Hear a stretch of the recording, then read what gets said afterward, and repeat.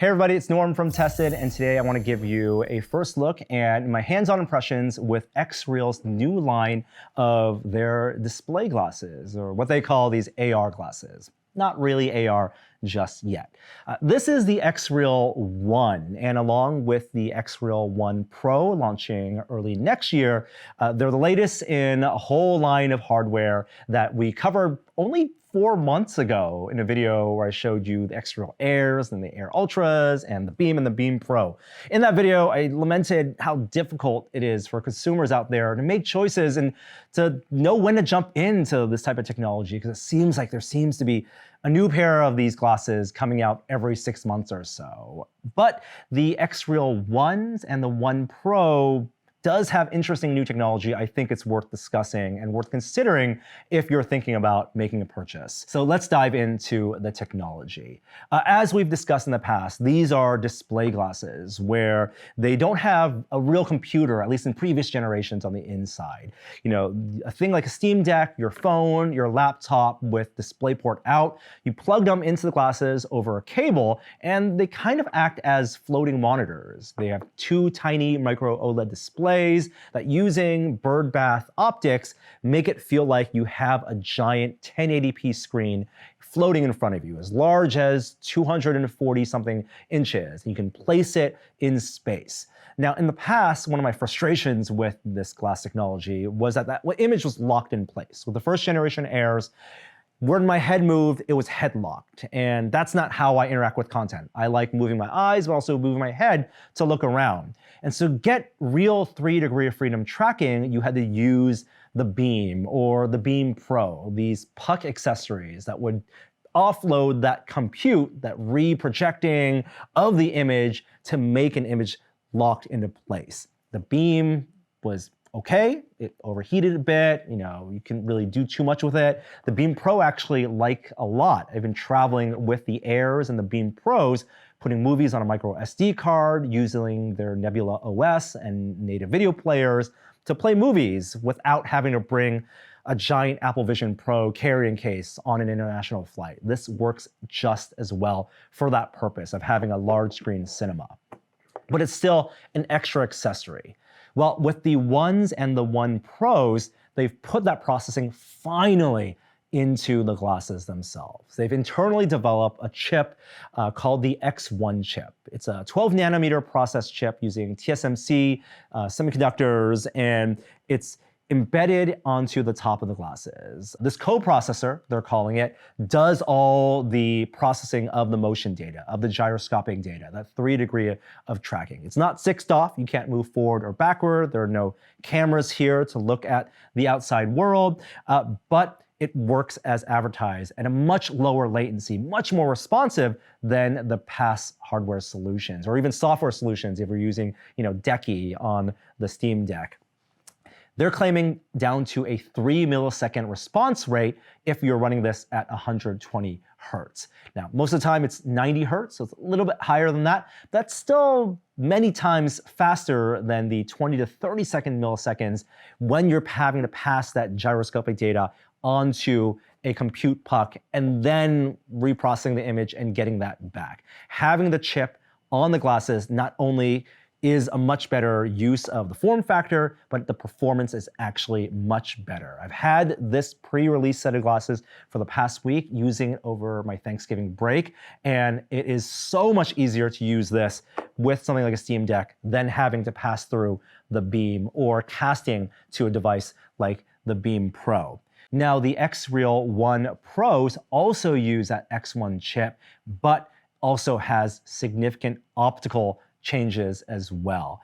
While the 1s have a 50 degree field of view, so that's about 4 degrees wider than the 46 degrees of the Airs, a little less than the 52 degrees of the Ultras, the 1 Pros have a 57 degree field of view offered by a new flat prism optic system, also internally developed in their own factory. This is something they're telling me they've actually internally designed and engineered and tested rather than working with a third-party vendor for these birdbath optics. And before we dive into the functionality and my impressions, I want to share with you a conversation I had with XREAL CEO Chi about how they developed this X1 chip and their roadmap forward. Let's take a listen. Chi, thank you so much for having us here. Good to see you again. Yeah, like always, yeah. So I want to ask you, I have so many questions Sure. about the new glasses. You guys are announcing 2 pairs of glasses. Yep. You're calling it now the Ones Yeah. and the One Pros. Yes. In the past, you had the Beam, Yep. you had the Beam Pro, Yep. which addressed the desire from users to want to have whatever input from a phone, from a Steam Deck to be fixed in orientation, right? And you're saying that is now in one of these arms of the glasses. Basically, we're putting the beam into the glasses with the minimum latency you can possibly get. Yeah. So why in the past was there a whole external puck, all the heat and all the fan and power consumption? How is that now in a chip that can use the same power draw? First of all, there's nobody else has ever done that before. And there wasn't really a market for this type of glasses before. So when we get into this, we realize, okay, there's actually a perfect market fit for this. And we start to realize, okay, there's no existing solution that will support this kind of capability. As being the market leader for consumer AR glasses, we realized we might have to do this on our own. So 3 years earlier, we actually started a project. And finally, after a lot of investment and effort, now we're finally there. So you have an in-house chip design team, you have in-house optical design That's team. right. It's not the case where you're going around sourcing for and waiting for industry to necessarily catch up. We tried, but we want to stay ahead of the others. We want to actually keep pushing these boundaries for the kind of experience. And we couldn't wait. Well, tell me about this chip then. What are the capabilities of this chip? I imagine it's mostly like processing or reprojecting video.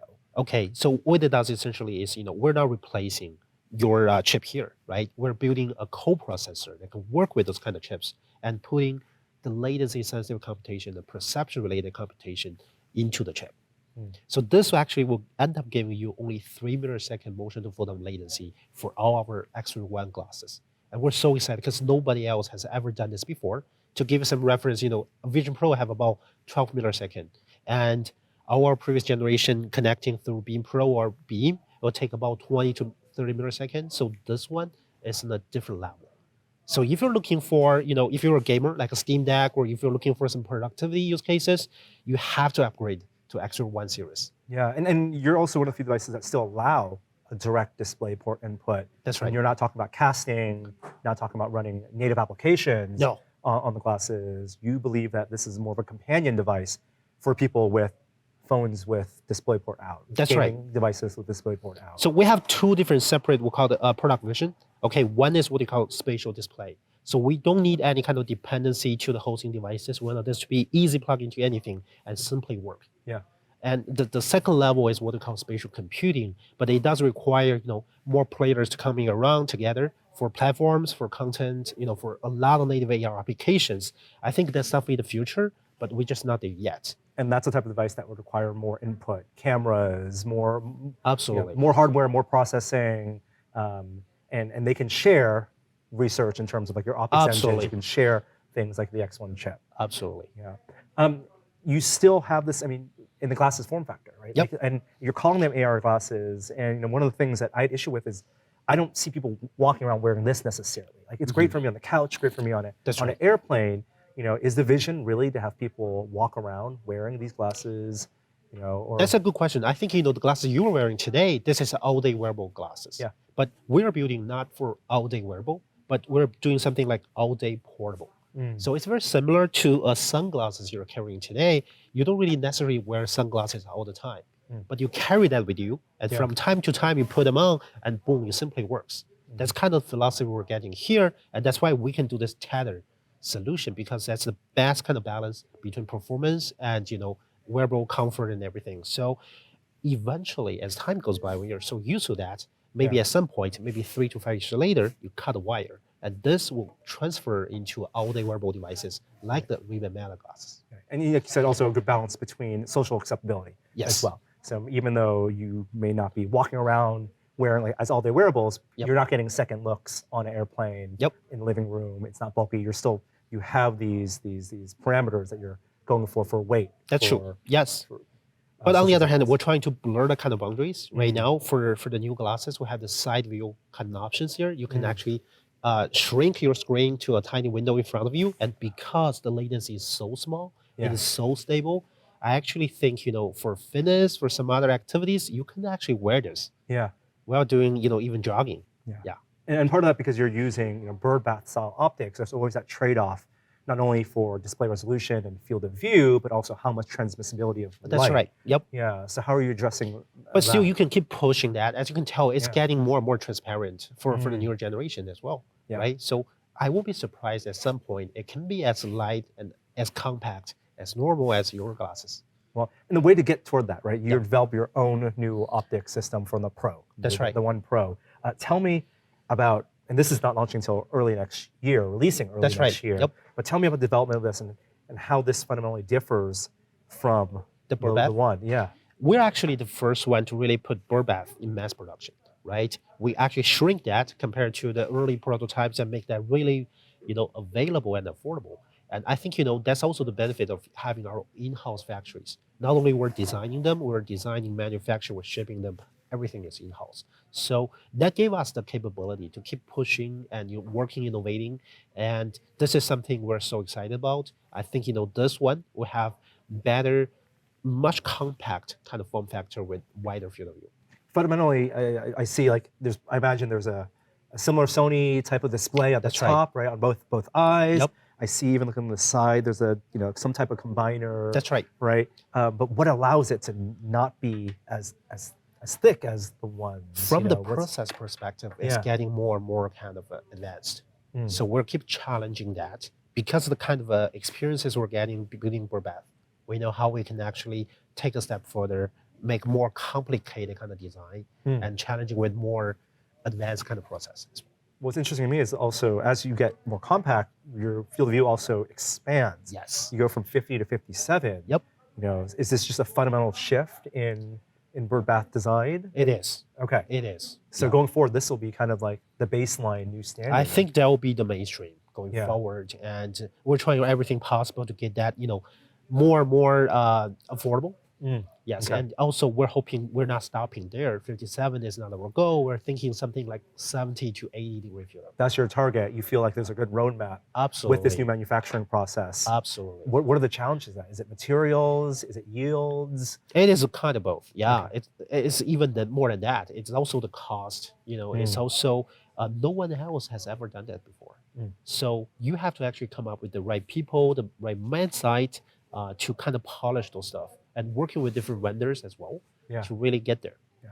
And I talk about sourcing components, but one of the vendors that you are relying on is a display. You don't make your own displays. Do you see a roadmap for the display form factor as you go to micro OLEDs and things like that make your design that you're factoring into the design of these optics? Absolutely. I think in the near future, micro OLEDs, what you want is getting more and more pixels there. Yeah. Right. So right now we're still adding 1080p, even though we're getting like better motion blur and resolution, but still you want more pixels into that. Yeah. And going forward, you actually want to can we have more compact kind of display, maybe micro LED, maybe some other technology as well. So we're just keep working with those guys and try to find the best kind of option as time goes by.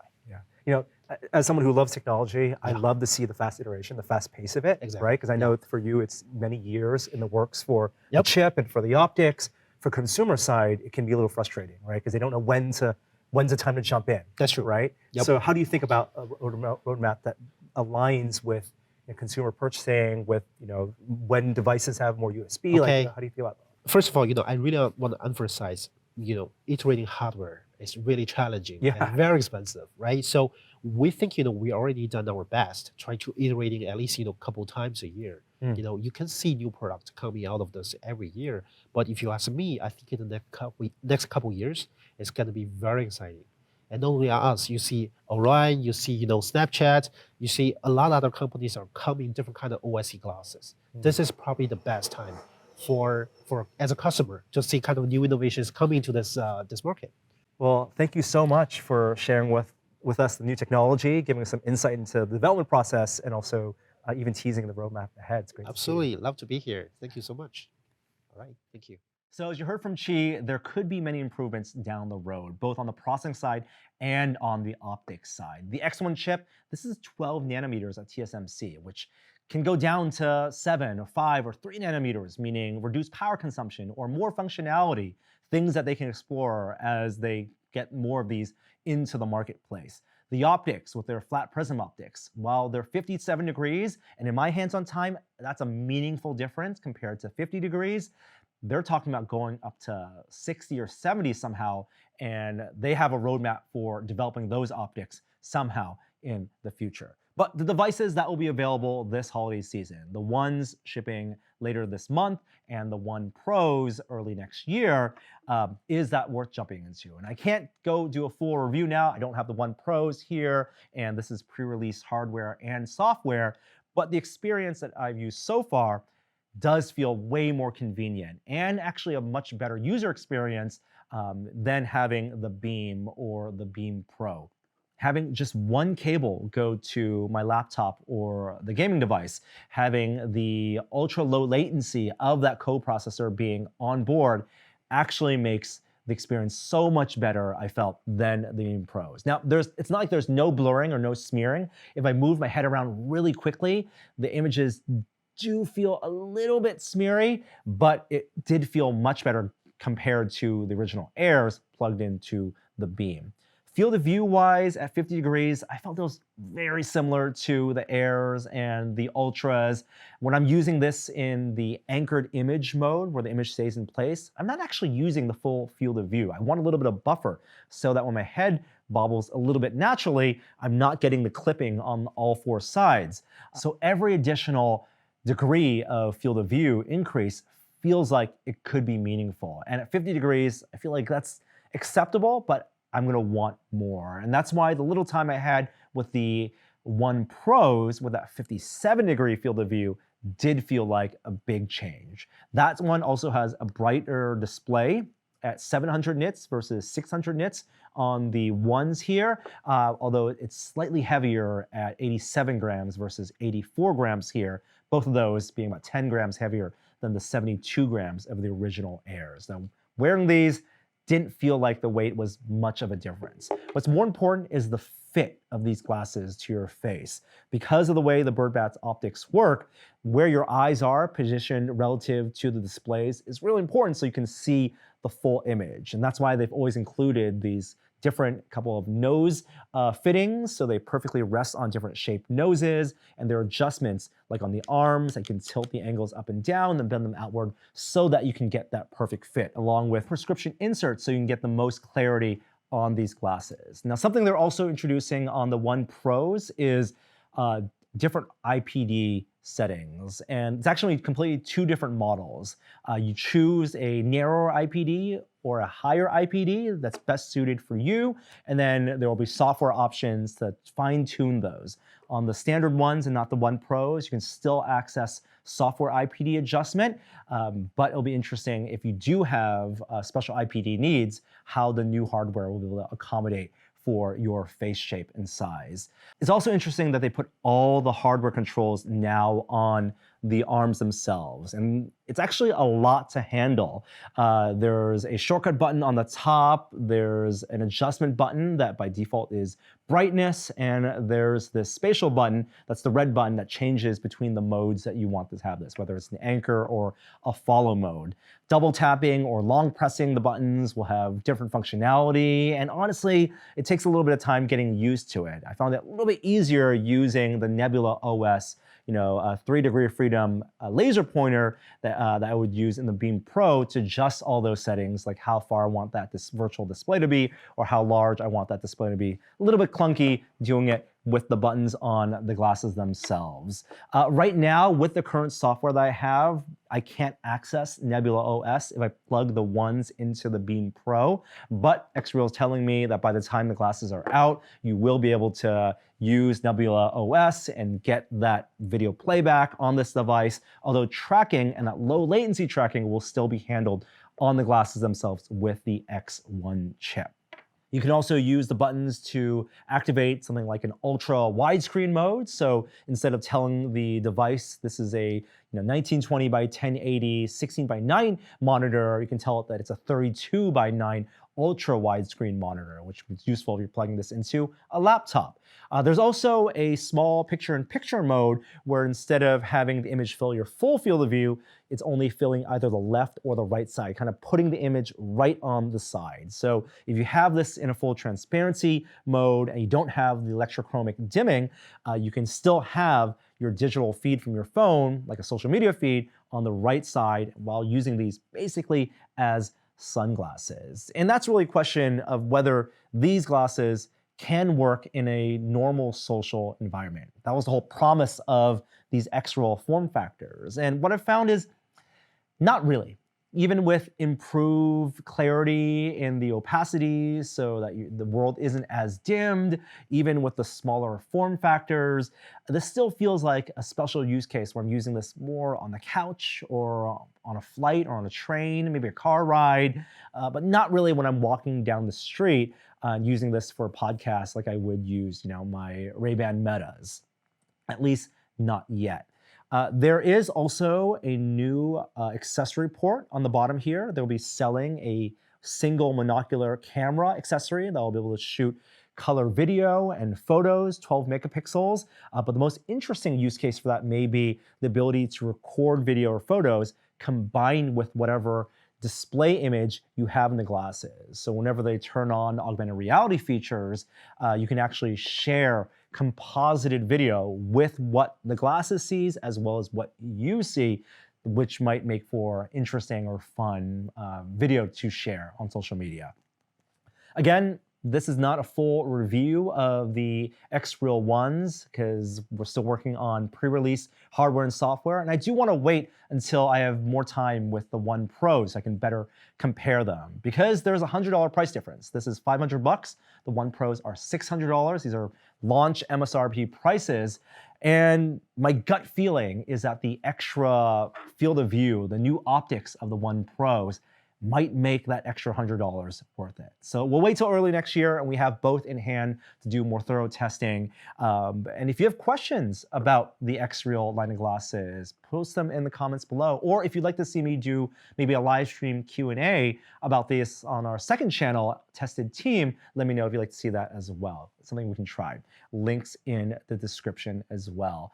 Thanks so much for watching. I hope you found this interesting. I'm Norm from Tested and I'll see you next time. Thank you guys so much for watching. I'm going to tell you about some brand new merch we have. One of my favorite things we've ever produced are our demerit badges, which are scout badges for messing things up, as we all do. They're best sellers, and we started out selling them as patches, then we moved to stickers, and now, ladies and gentlemen, we have demerit badge magnets for your fridge or your machines, and we started out with a 4-pack of our greatest hits. You can find these right now at tested-store.com.